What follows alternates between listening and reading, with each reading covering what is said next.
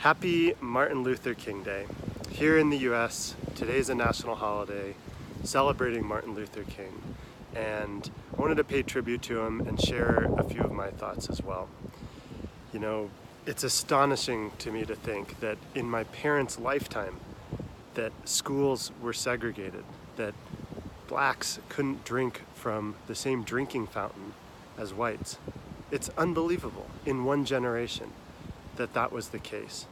And you know, Martin Luther King was somebody who was a very spiritual person, a Christian, indeed a reverend, and who stood by his beliefs through thick and thin, fighting for equality, not equality of outcome, but equality of opportunity for all people to be viewed as equal and to be granted the same equal opportunities and protections under the law. And you know, when you think about now in 2019, would Martin Luther King have imagined that we'd have a black president? What would he have thought? Could you imagine if he was alive to see that come to pass and the impact that it probably would have had on him, and hopefully his family and anybody that survives him got to experience that firsthand. But what it makes me reflect on now, which is sort of a sad commentary on our country today, is that in different ways we're just as divided, if not more so, than we were when Martin Luther King was alive. You know, here in January 2019, the government's been shut down for like a month, and I don't see anybody willing to compromise. It's like both people are dug in so far entrenched in their position on both sides that it makes compromise seem unlikely, as if that would be capitulating to the other side in order to meet somewhere in the middle. But in the middle is where we have to meet, because polarities, extremes, extremism of all kinds only leads to disarray, disillusionment, and ultimately unraveling the fabric of civil society. So this is new for me, and I'm going to be getting off the sidelines in a sense and not being hesitant to share my views on both spirituality and politics. And I do so today in tribute of Martin Luther King and in reflection of what a great man he was, to stand by his convictions spiritually and politically through being imprisoned, through being investigated by the FBI and under surveillance from his own government, to being ultimately assassinated for standing by his beliefs. And it makes me so sad. It makes my heart hurt to think about the disunity that existed just a generation ago in this country, and to reflect on the state of our country and our political situation and our awareness of spirituality as a people now. The truth is, although I've built a publishing company and empowered dozens and dozens of authors to share their message and to really help them build a platform to the greatest degree possible, to the greatest of my ability, I realize I've also created a platform on which I can now share my own thoughts and beliefs, and I intend to do so.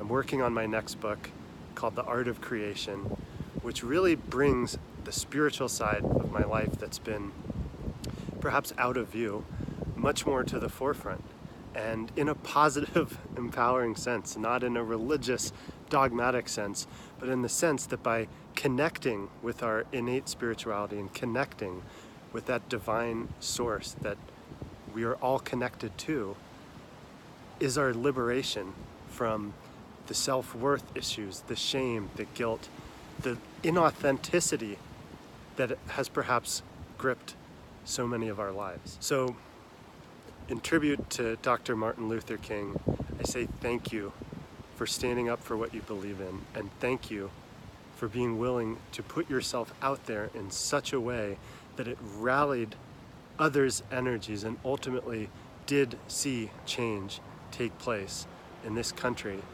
And we're coming up to the current time and reflecting on where we're at now. I just would wish for a willingness to compromise to exist, and for people to not be scoring political points by staying entrenched in their position, I mean, it's January 2019. We don't have an election for over a year and a half away. And it's sad to think that over this next, 18, 19, 20 plus months, that all people are going to be doing is scoring political points to try and build their own platform and get more media time in order to ultimately raise more money and ultimately try and win more votes. So if we were to look at it from a different perspective, could we not get back in touch with that which connects us all, which hopefully, or at least to me, it appears, the freedom to be able to speak and to share even a message in a video like this, and more so with the technology that exists now and the interconnectedness of humanity, much more so than in Dr. Martin Luther King's times. That's possible, but that interconnectivity and the availability of sharing more with more people in more ways on more platforms also creates a lot of noise.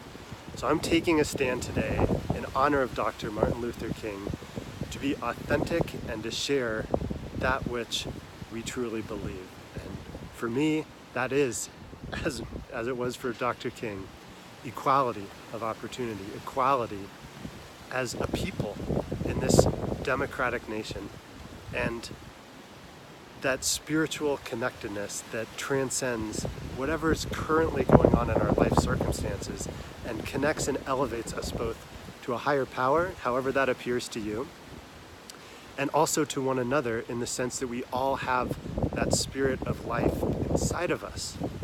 So if we could connect on the fundamentals that are commonplace to all humanity, then perhaps we could find compromise, and perhaps we could find a way out of our current political situation.